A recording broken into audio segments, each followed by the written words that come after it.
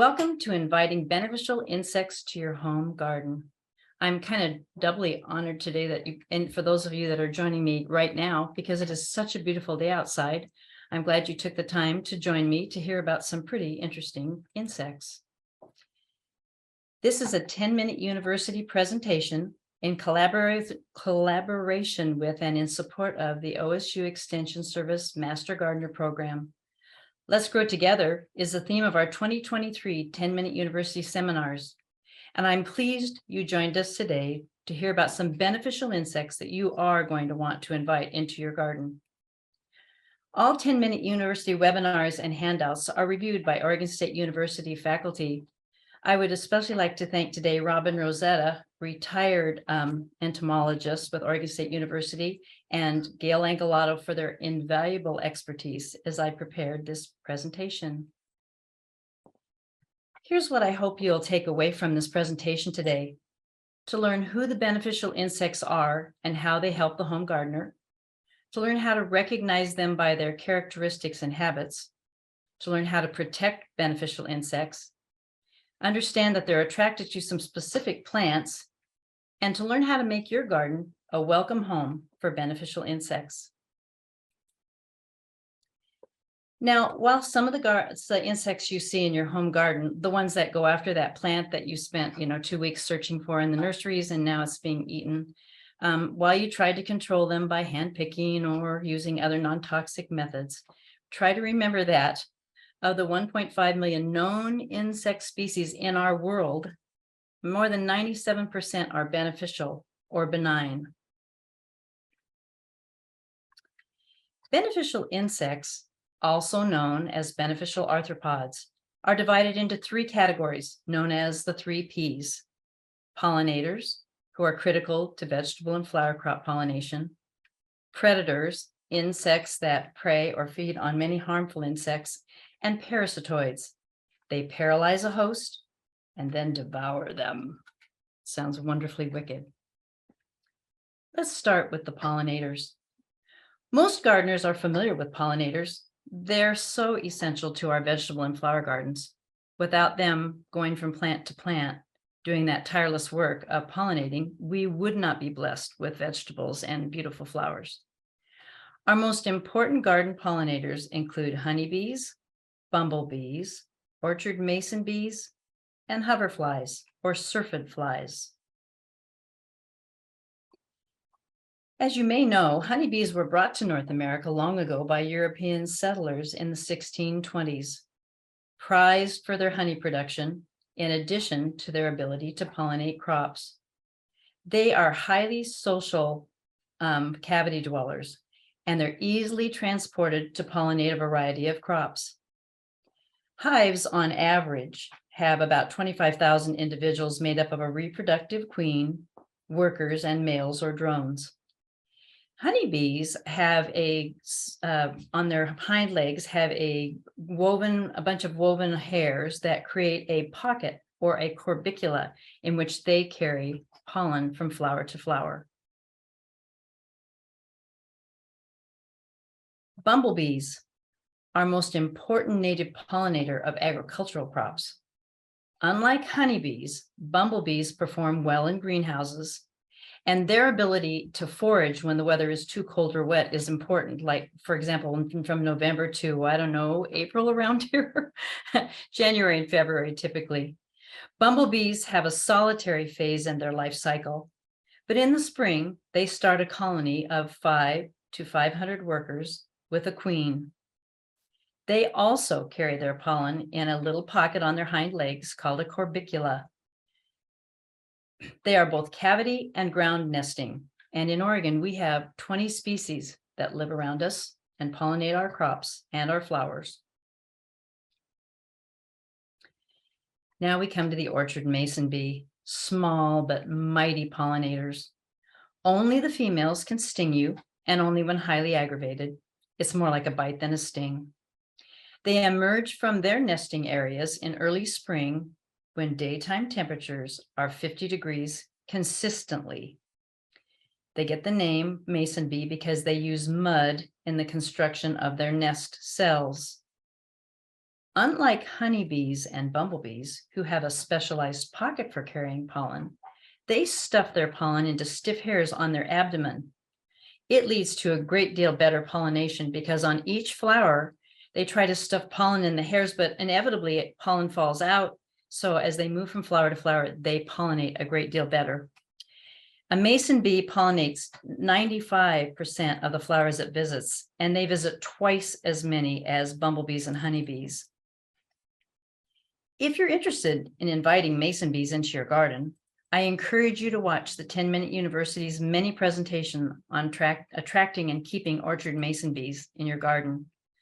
The link is included here. It will give you all the information that you would need to be a successful keeper of mason bees. In the wild, mason bees nest naturally in cracks and crevices of wood or rock, or in the pithy stems of plants. I pictured here one type of mason bee house, but if you tuned in last Wednesday to the mason bee presentation, you'll find that there is new research on maybe some better designs for mason bee houses. Check out those videos and find out the nitty-gritty about that. Our last pollinator insect is the hoverfly or syrphid fly. It is small and often mistaken for a bee or wasp, but the hoverfly has just one set of wings, while bees and wasps have two sets. If you see them at rest, as you see pictured here in this photo, you might have a hard time identifying just how many wings they have since they have them folded over. So you might notice whether or not they have a distinctive hovering motion when they move from flower to flower, hence their name. Black oily-like smears that you might find on plant foliage are typical signs of excrement of a hoverfly. So if you happen to notice that, you know that you have an active hoverfly population. I will mention the hoverfly again in our next category of predator insects. Predator insects, the second P. I've listed this publication from Washington State University on this slide as it contains many more details about predator and parasitoid insects, an excellent resource. These are a few of their characteristics. They eat a large number of pest insects. Now, they don't only eat pest insects. They're going to take the occasional non-pest insect. Most are predaceous across both their adult and juvenile stages, all except for that syrphid fly I just mentioned. It is only predaceous as a larva. It's important to recognize, attract, and keep these beneficial insects in your garden, for they have a significant impact on pest insect populations. Let's find out more. The praying mantis, of course, he gets his name from the position of the front legs. One of the most recognized insects in the garden because they're large, 1 to 4 inches in length, and they like to sit and wait for their prey to come near them, and then they pounce. Sadly, they do eat some beneficials like bees and butterflies, but they get other insects as well. One interesting factoid about this particular insect is that late in the summer, kind of getting early in the fall, they lay an egg case pictured here on the left. It's hard and kind of foamy, and it's attached to twigs of trees, sometimes on tree trunks, practically invisible. Then the mature mantis goes on eating more insects until first frost, and then unfortunately they perish. Damsel bugs, one of the members of the group of true bugs. True bugs are insects that have 2 pairs of wings, a hypodermic needle-like mouthpart that allows them to extract fluids from plants and animals. They have an incomplete metamorphosis, and therefore their young, which you see on the left here, looks much like the adult, but is wingless. This bug is a slender insect, about a ½ inch in length, an elongated head, long antennae, and as you can see from this picture, large front legs so they can grasp their prey. Because they emerge from hibernation in April or May and begin laying their eggs soon after, you may have overlapping generations during the spring and the fall. Both adults and the nymphs feed on many soft-bodied insects like mites, aphids, leafhoppers, caterpillars, thrips, And I think I said all of those. Big-eyed bugs. Obviously, they're distinguished by their large eye, but they're oval, somewhat flattened, and just about 1/10 to 1/5 inch in length. They have a wide head, and their eyes are prominent and bulging. They do have a short antenna with an enlarged tip. The thing you might notice most about them is that they walk with kind of a distinctive waggle, and kind of like a stink bug. If you handle them, they will emit an unpleasant odor. Both adults and nymphs, which the nymphs resemble the small adults. They prey on insects and mites that are tinier than themselves, but those teenage nymphs consume up to 1,600 spider mites during their development, and the adults feed on 80 to 100 mites per day. The teenagers always eat more. They also like to feed on caterpillar, cutworm pests, and all stages of leafhoppers, thrips, and mites. They're also real survivors because if food in the form of other insects is scarce, they will feed on honeydew and nectar to survive. Minute pirate bugs, a common predator in the garden. They contribute to the control of spider mites, rust mites, aphids, leafhoppers, mealybugs, and thrips. They are small, somewhat oval-shaped, and black or purplish in color with white markings on the forewing, and their wings extend beyond the tip of their body. They overwinter as adults in leaf litter or under bark and emerge in March or April to begin eating voraciously. I like this larva, so it's practically invisible. The assassin bug, great name. There are several types of assassin bugs, and they vary in size and appearance. I've shown two here. This is the 4-spurred assassin bug on the left and the thorn-necked assassin bug on the right. They are a bit larger than other predatory bugs, and many have a long, narrow head with round, beady eyes. Oops, sorry. Assassin bugs have an extended 3-segmented needle-like beak that's perfect for sucking out the insides of their prey. This true bug is long-lived and often lives more than 1 season in your garden, consuming large numbers of small insects and mites in its lifetime. Usually the populations of this insect are low, but they are very long-term and consistent, feeding on leafhoppers, beetles, and caterpillars throughout your garden. Ambush bugs, they're closely related to the assassin bug, but smaller, and they specialize in preying on insects that are visiting flowers, hence their name, ambush.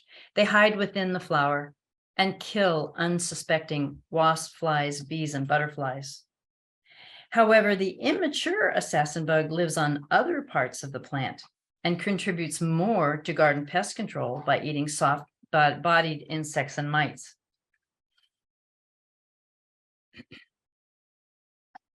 Mirids. The most common variety of mirid in the Pacific Northwest is Doreocorus brevis. It is a shiny black bug with pale markings on an oval-shaped body. While both the adult and the nymph are small, they are pretty voracious in the way they eat. The adult can eat as many as 10 to 20 aphids or mites per day, and the nymphs up to 400 mite eggs per day. This is a worthwhile beneficial to have in your garden. Ground beetles, as their name would imply, are ground dwellers living in the soil and the detritus. They're nocturnal, so you're not going to often see them unless you disturb a rock, log, or area where they happen to be hiding out. You'll notice if you kick over a rock or log and they are exposed, they just scurry away really, really quickly. They're shiny and dark colored with prominent eyes, and they can be anywhere, depending on the species, 1/8 to 1 inch in length. They do have wings, and some of them are very strong flyers, but they typically fly only short distances. They're fast runners instead. Different species feed on, different species feed on different things, but the best thing about them is that they consume slugs, cutworms, maggots, and other beetles. They take the occasional worm that happens to be passing by if they're hungry, but you have to forgive them for that, because if they eat slugs, I think they're a real winner.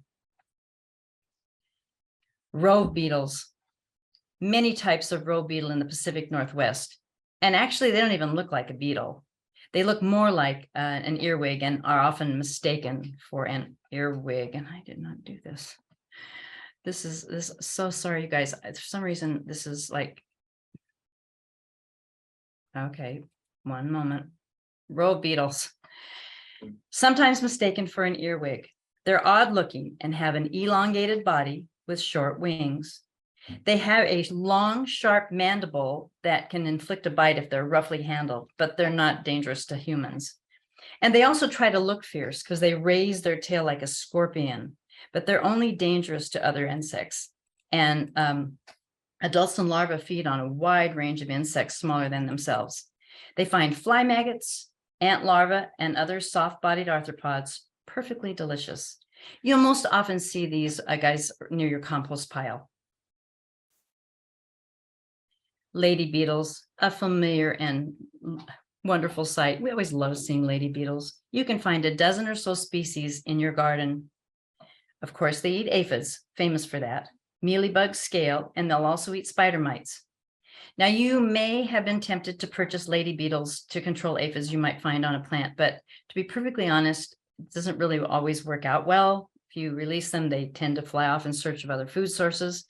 So do your best to try and encourage beneficials to remain in your garden, and you won't find the need to go out and purchase any. Note how the larva looks so different than the lady beetle, the adult lady beetle, and is really kind of fascinating looking. Wonderful picture. I am mentioning the hoverfly or syrphid fly again because as a larva is extremely predatory. I've already talked about the adults, so I'm not going to repeat that information, but this insect is predaceous in its larval stage. You can see on the bottom here that the larva is like a little alligator looking, and he's feasting away on aphids as fast as he can. Makes him a winner in my garden.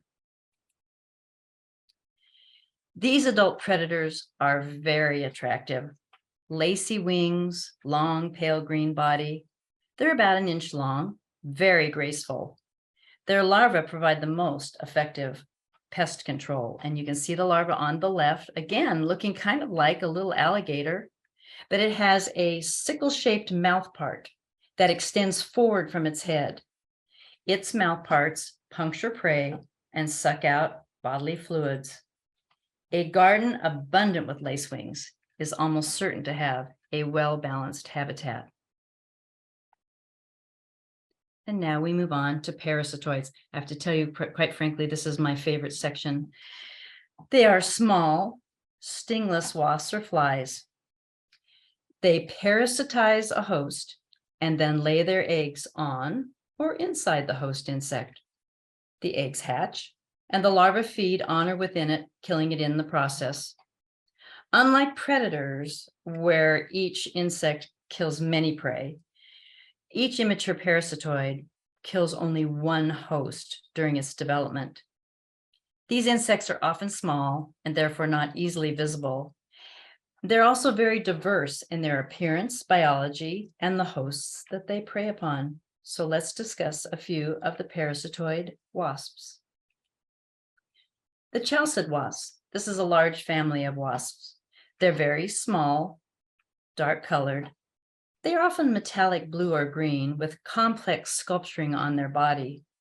Entomologists look on their hind legs because they typically have very thick thighs on their hind legs, a very strong identifying characteristic. Most feed on the eggs and larval stages of moths, flies, grasshoppers, beetles, and other wasps. There are hundreds of species of these wasps in the Pacific Northwest. And of course, there is one species called the mono, who preys upon orchard mason bees. It takes its long little stinger and pierces the mud and lays its eggs inside the mason bee, and then it's parasitized and devoured from the inside out. Kind of sad, but nature is what nature is. Tachinid flies. These wasps really kind of look like an ordinary housefly, and their usual target, caterpillars. They're about 1 inch long or half an inch long and hairy with stout bristles on their abdomen. They paralyze their host, lay their eggs on the host or on the plants their hosts are living on. The young larvae will bore their way into the host and feed on the internal organs until the host dies, and the larva reemerges to pupate. This is going to be a good example of how that process happens. This is the Braconid wasp, one member of this species of wasp that targets caterpillars. They're flat, slender, and their head and thorax are combined. The female has an ovipositor, or a long needle-like structure that is used to deposit eggs into the host insect. Braconid wasps attack every stage of an insect's life. Some feed inside a host, others feed outside. In one type, the adult female Braconid wasp lays eggs in a likely host. On the left, you will see a hornworm. This hornworm has been parasitized, and the eggs were laid on top of it. And the larvae bore their way into the hornworm and do their thing, and then come out and form pupae. And they wait to hatch into adults. And the hatching into adults is pictured on the right. This is the adult Braconid emerging from the pupae that's on this hornworm. And by the way, this hornworm, while parasitized, is still eating that plant. Apparently its mouth still works.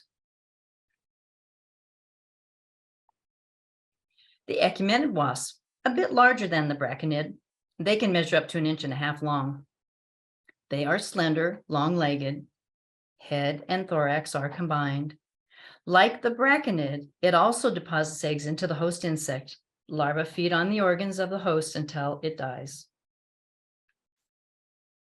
These are my favorite, Aphid Parasitoids. I tried to wrap my brain around this because we know how small an aphid is, right? These tiny wasps are 1/10 of an inch long, and they live in colonies of aphids. Smart. They can be slender, black or brown. They have a wasp-like waist. The adult female wasp lays her eggs inside aphids. The larva hatches and develops inside the aphid, eventually killing it. That larva is just kind of a tiny little white grub. And when the larva completes its development, it pupates and turns the aphid body into a mummy, which you'll see pictured on the right. Mummies are swollen, brown or blackish, and papery in appearance. The adult wasp may then chew a hole in the rear of the mummy to escape. The adults of this species also feed on plants, as do other parasitoids. They not only eat insects, but they also feed on plants. We'll learn more about that in just a little bit. How can we protect these beneficial insects? Well, around the world, insect populations are experiencing serious decline. 28% of North American bumblebee species in the United States are at risk of extinction, and 35% of the world's crops need pollinators. What are we going to do if we don't have anything to pollinate our crops and provide us with food? Remember, there are only a few pest insects in your garden that require action on your part. If you use a product to eliminate a pest insect, it will have ramifications for the beneficials you wish to keep in your garden. Insecticides are designed to kill many insects, but they lack selectivity for a specific insect, so it won't target just one. Also, we need to watch for insecticides that contain neonicotinoids, which is often in a systemic insecticide. They pose the additional risk of delayed exposure, since neonicotinoids can persist in plants for months to years after its application. Herbicides pose a risk to pollinators since they eliminate flowering plants. Fungicides were once considered low risk for pollinators and other beneficial insects, but are now found to weaken them by making them more vulnerable to disease. There's a better way to approach management of insects in your garden. The best way to avoid pest issues is to have healthy, resilient plants. A healthy plant won't attract many pests, and it will be able to survive damage caused by feeding insects that might pass by.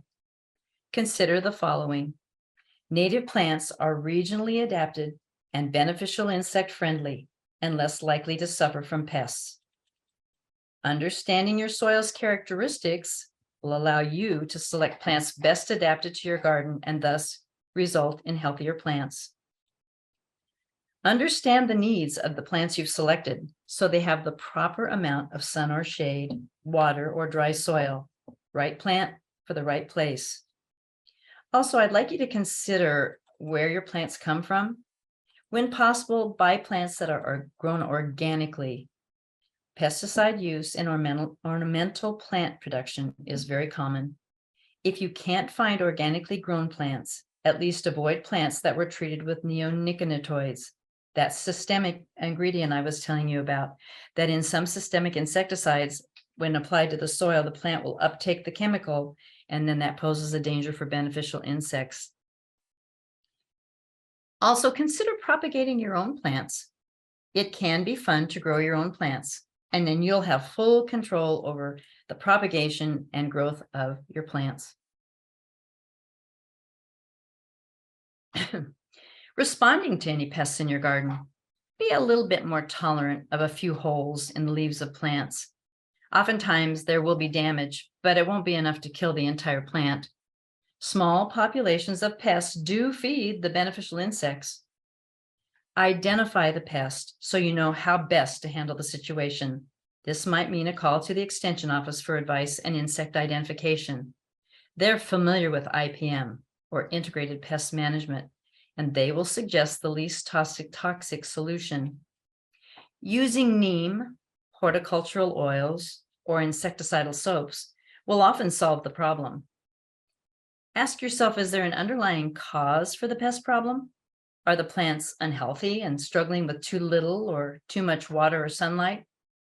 If there is improper airflow and the plants are too crowded, it might be creating a stress situation for the plant.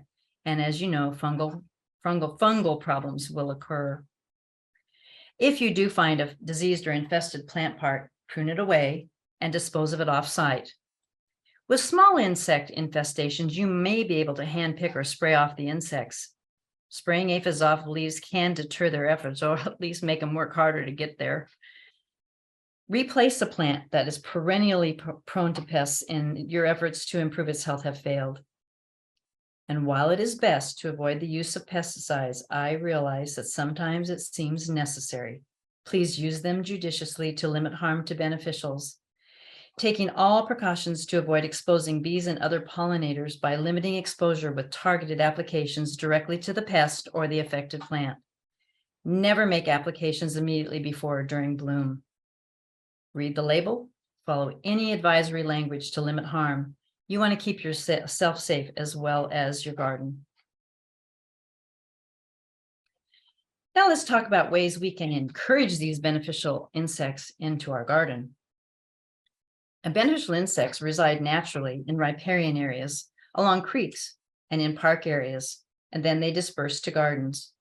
They'll stay in your garden if they find food, hosts, and shelter available. Maximize shrub and bush plantings, particularly of native plants, and minimize large lawn areas. Research has shown that few beneficials are attracted by large lawn expanses. Some of the plants that attract beneficial insects. Pollinators are attracted to a wide variety of flowering plants. Many adult predators and parasitoids also feed on the nectar and pollen of flowering plants, in addition to feasting on pest insects. Due to their small size, they can reach the nectar and pollen of only quite small flowers. Plants that attract pollinators, predators, and parasitoids are referred to as insectary plants. Here, there are wide varieties, as I said, that attract pollinators, and if I listed all of them, you'd leave this presentation. So I've been chosen to talk about some that you might not have considered for your home garden. The first is sneezeweed, or Helenium autumnal, a beautiful native yellow blooming perennial with daisy-like flowers and a big cone in the center, a great landing pad for beneficials. It gets 2 to 5 feet tall, blooms July through September. You might choose tick seed or coreopsis, a prolific bloomer, prized for its bright yellow flowers, often having a red eye. It's drought tolerant. Some varieties will self-sow. If you know as a gardener that if you get a hybrid, it may be sterile. And then you have the California poppy, a familiar orange perennial wildflower that is as tough as they come when you see where it's grown. You will find it on roadsides from July to September. You can plant the seeds in the spring or the fall, and you can allow them to self-sow when the blooming season ends. It typically grows between 8 and 12 inches tall. Pollinators love these plants. The Douglas aster, an adaptable, very long blooming native perennial with lavender blue daisy-like flowers that will bloom consistently from August to October. Phacelia, which is an all-star attractor for all beneficial insects. It is an herbaceous perennial with fern-like foliage, topped with blue flowers that unfurl into a fiddlehead shape. Again, it's drought tolerant and blooms from March until May. And wonderful catmint, a pretty pest-free perennial with gray-green fragrant foliage and spikes of small flowers. They come in shades of blue and purple. Walker's low catmint is especially pleasing in the garden since it spreads well, is kind of low growing, and has a long bloom period. It bloomed all the way from May to October. If you want to go strictly native, here are a few more native plants for pollinators and other beneficial insects as well, but particularly for pollinators. This particular group of plants was part of a project from the North Willamette Research Extension in 2021. And the Garden Ecology Center lab posted their findings after they planted a plot of these flowers and noted when bees were present and what kinds of bees were present. I always like to see the pictures. A list of plants is not as meaningful to me to a few pictures. So I'm going to talk about these few. The Globegelia blooms from May to June, prefers full sun and is drought tolerant. The common Madia also likes full sun, is drought tolerant and blooms from July to September. Farewell to Spring, pictured here in the middle, is a bit more picky. This one grows on the coast between British Columbia and California, so it likes to have a little bit more moisture. It has a long bloom period, cup-shaped flowers in pink or purple. Rose-checked mallow is 3 to 6 feet tall, blooms from May to June. There are over 20 different species of this plant. And Oregon sunshine or common woolly sunflower blooms June to September, is drought tolerant. All these flowers attract a wide number of native bees. And if you are someone who cringes when that water bill arrives during the summertime, drought tolerant plants may be the best choice for you.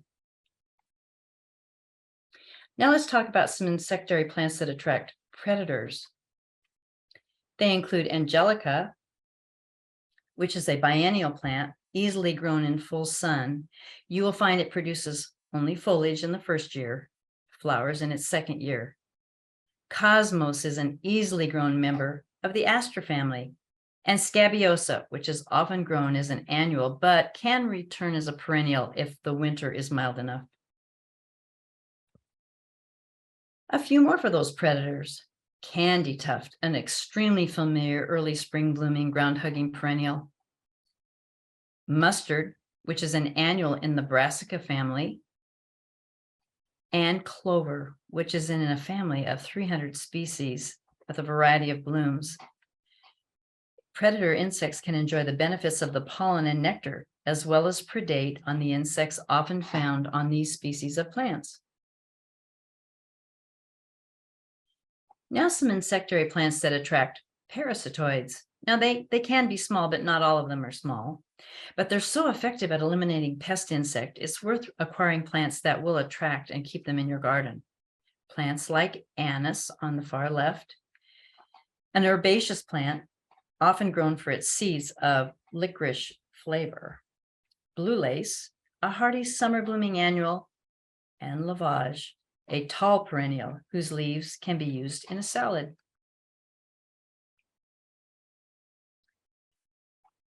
You'll recognize these plants if you created a pollinator garden in your yard. These three are staples for attracting pollinators and beneficial insects of all type, particularly yarrow. Parasitoids, on the other hand, take advantage of pests insects drawn to these following plants. Yarrow is a native North American plant popular with parasitoids. It's practically carefree, making it perfect for borders, ground covers, and open meadows. Goldenrod plants are much more dramatic. They're tall and slim with fluffy golden flower spikes in various shades of yellow. Very attractive, particularly when they bloom late summer to fall. And sunflower, or Helianthus annuus, is a widely branching stout annual that blooms in mid-July to August. It is kind of important to select plants that are select plants so that you have constant blooming throughout the summer. Full disclosure, though, some of these plants self-sow rather aggressively. So if you have control issues in the garden and you wish not things to come up with where you don't want them, think about that. Yarrow, goldenrod, and sunflowers are always attractive to all of the insectary insects, predators, parasitoids, and pollinators. Here's a partial list of plants that attract beneficial insects, but you'll notice that in this particular table, I've targeted the plant name, the predators attracted by the plants, and the parasitoids attracted by the plants. So you can make an intelligent choice of which ones will work for you.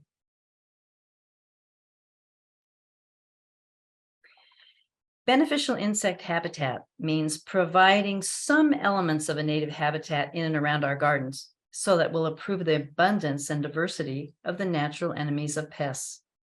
A garden with good diversity of local native flora will soon attract a diversity of local beneficial insects.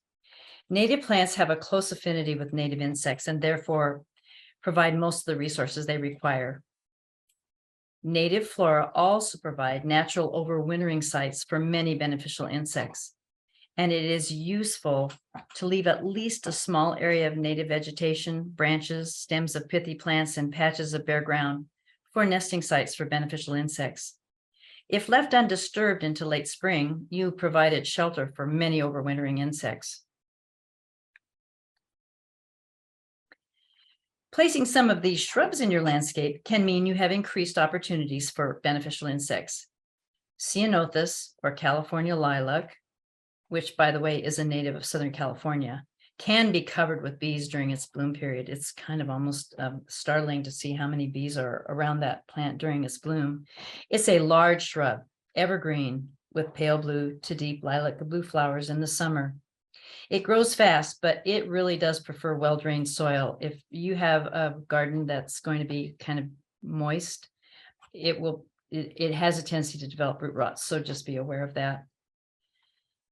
The Pacific Coast rhododendron is a large evergreen shrub with showy white to pink flowers and very well adapted to our climate, although may require irrigation during our driest months. And the Western serviceberry, which is a large, multi-trunked shrub with attractive silver bark, small leaves, and yellow to orange fall color. You always kind of look for things that will give you more bang for your buck. So compact clusters of small white flowers appear first in the spring, followed by reddish to purple black fruit. It's slow growing and can be used to form a thicket. A little more to consider: red flowering currant, a wonderful early blooming staple native that grows up to 9 feet tall with 10 to 20 flowers on droopy clusters. Beautiful in the early spring, something we all love to see. Western columbine, an early bloomer that loves to attract bees and hummingbirds even, who collect the nectar of this perennial garden plant. And salal, this is a staunch native of the Pacific Northwest, attractive to bees and other beneficial insects that collect the nectar on this plant. I've also listed a link here to Enhancing Urban and Suburban Landscapes to Protect Beneficial Insects and Pollinators. Contains more details on how to attract beneficial insects. Our last thoughts. I've given you a few ideas on how to use native plants and other plant cultivars to attract beneficial insects and to provide a habitat that will keep them in your garden. I hope to have mentioned a few you hadn't considered before now. Remember, beneficial insects are very susceptible to insecticides. Avoid their use. Also, don't be too eager to tidy up that leaf material and bark in your yard in the fall. I know this is really tough. I have a difficult time not trying to keep things tidy. So I designated an area of my yard where I leave things. However they end up in the end of summer and into fall. And I don't tidy it up until spring so that the beneficials have a place to overwinter. These are excellent resources for further investigation into beneficial insects and the plants that will attract and keep them in your garden. Please visit www.cmastergardeners.org for 10-minute university videos and handouts, or to sign up for future classes. Thanks so much for attending this webinar today. Remember, there are other resources available at the links I've included. You may also address any questions you have directly to Master Gardeners via the advice line. And that ends my presentation for today. And perhaps we have some questions. Jane? Hi, Cheryl. Oh, I actually learned some things that I did not realize, but we do have a few questions. A couple of people wanted to know, how do I keep those ladybugs in my yard? You did mention that they usually fly away. Was there any way to keep them around? Of course, they're there to eat aphids, and you can just try to have plants that will provide food and forage for them and see if that doesn't allow them. So try some of the plants I suggested and see if that doesn't keep those little ladybugs around your garden. I know it's a thrill to see them because they're busy working, but sometimes they just will have their way. Yeah. Good. Okay. And so someone else wanted to know if you have any information on nematodes. On beneficial nematodes. Yeah. I believe they meant beneficial ones. They just meant nematodes. They just said nematodes. Actually, I don't actually have at the ready anything to say about beneficial nematodes. Yeah, I know that there are certain ones for certain insects, so it's not like it's just, you can get one and it will help with all the bad insects. It depends on what insect you're trying to work with. So I do know that, but they can find a lot of that information on the extension publications. And I do also know that, particularly if you have notched leaves in your rhododendron and it is recommended that you try putting beneficial nematodes at the base of your rhododendron to see if that can take care of the problem. Beyond that ends my expertise in that. Okay, and you mentioned the Pacific rhododendron for being really good for the pollinators. She would like to know whether she has other types of rhododendrons in her yard. Do those also bring in the beneficials? They should bring in some. My point was that native plants are designed, the more native plants you have, the more native beneficial insects you're going to have. But that does not mean that you shouldn't put in a favorite rhododendron that you saw in a garden that you love. That will also attract insects just as well. Right. That was actually all the questions, but I do have a couple. You mentioned the assassin bug being really long-lived. I never realized most of the insects don't have such a long life, but the assassin bug does. He apparently able to overwinter very well in leaf material and find enough to forage on that they managed to survive for more than one season, which was a great deal of a surprise to me. They're so small, and probably I got to thinking when I was studying about that one, I thought, I probably am just not even looking throughout the winter for any signs of insect. And the leaf material is critical to those beneficial insects. They do need places to overwinter. So if you remove everything off from your garden, you're not going to see them overwintering. So you will lose them. Right. Great. Also, you mentioned that the ground beetles eat a lot of slugs. Do they also eat the slug eggs? Yes, they do. They will eat slug eggs too. Yes, they're very opportunistic, aren't they? Yeah, but I love that they eat slugs, and and slug eggs are often attached to the underside of leaf material. So yes, if they're foraging around in leaf material where they have been hiding and working in the detritus, they're going to eat some eggs too. Oh, that's so good to know. I know, it's so great. I love it when I uncover a rock and see one around. Now I know that spiders are not insects, but would they be considered beneficial? Totally. Spiders are wonderful beneficials, and keep them in your garden. They're always really so evident in the fall when they make these magnificent webs, either in the grass or, in up against a building for the web weavers. Eat many, many insects, many of them pest insects that you don't want around. So yes, they're family arachnid. They are beneficials. Okay. And someone mentioned, we're having trouble with the brown marmorated stink bugs that are such a pest, and they're really raising havoc with our edibles. But this person mentioned that there's another type that is similar that is beneficial. Do you know what There are a that lot is? there are a lot of stink bugs around. Unfortunately, the stink bugs get a bad rap because of the marmorated stink bug, which people are so prone to finding in their vegetable gardens. If you're not sure what kind of stink bug you have, be sure and take it to the extension office for identification. That would be key, so you know what you have. But the rough stink bug actually is a great predator and will eat other insects. So he's a good guy. He will damage plants, but not to the extent that he will kill plants. And he looks similar to the brown Very marmorated? similar. Unfortunately, he looks very similar. He's kind of, rough on the back and colored, and you might think it's a marmorated stink bug. So don't be deceived. If you're in doubt, call extension and ask. Okay. Someone else wanted to know about earwigs. They heard that, we all kind of think, yuck, earwigs, but are they slightly beneficial? 500 years ago, when people slept on the ground, earwigs got a bad name because people thought they'd get in their ears when people slept on the ground 500 years ago. Obviously, people don't sleep on the ground anymore, and so have no fear of earwigs inhabiting their ear. They will eat plant material, it's true, but they're also a beneficial and will eat insects. So they're not all bad. So if you spot them in your garden, if their numbers are low, they're not going to do a lot of plant damage. Okay. Depends on where they are and what they're doing. Exactly. Okay, I understand that.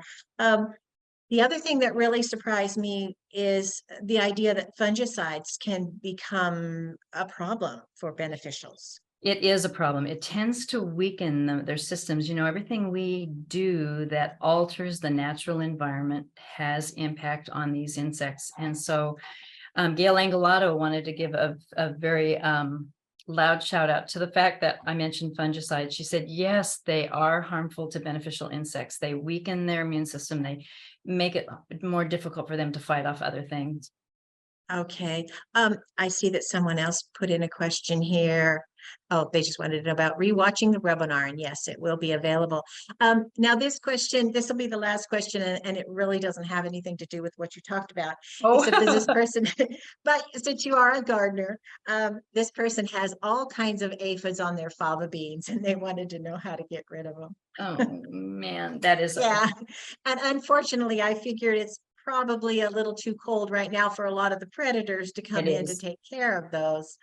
Right. Just like mason bees don't come out until it's 50 degrees consistently, many of the other beneficials aren't going to be out to take care of your aphid problem. I am so sorry. And it's really frustrating. I'm right with you. Hopefully you're encouraging beneficials, and later that won't be a problem as it warms up. That sounds like a great answer. Well, I learned a lot, Cheryl, and I'm sure everyone else did, because there was a lot of good information in there. So thank you very much for this presentation. Thanks, Jane. Bye, everyone. Thanks for joining us.